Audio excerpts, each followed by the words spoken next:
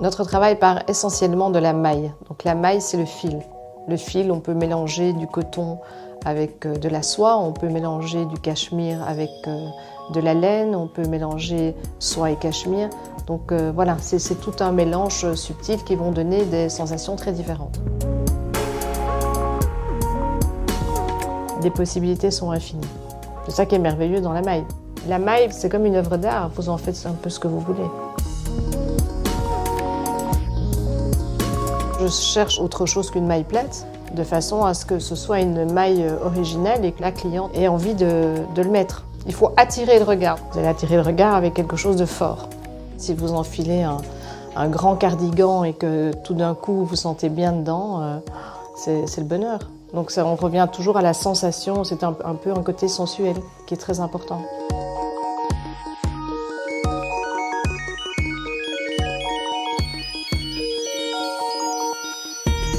C'est la première chose qu'on va rechercher, c'est le confort et disons le toucher de la maille sur la peau. Donc dès qu'on a ce qu'on appelle les swatchs, donc les premiers essais, c'est la première chose qu'on fait, c'est qu'on le passe sur la peau.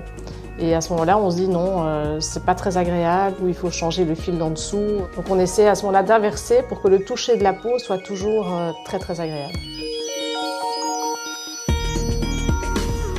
C'est l'addition du fil, du point et de la jauge.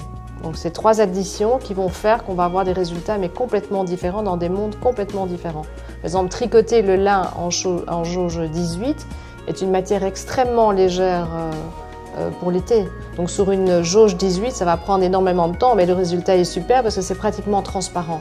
C'est d'une beauté et d'une finesse. Et si on regarde aujourd'hui, c'est vrai que peu de gens travaillent vraiment la maille à ce niveau-là. C'est une forme d'art, c'est s'exprimer dans l'art mais différemment. Et puis si on lance un tel challenge, autant aller jusqu'au bout, ne pas le faire à moitié.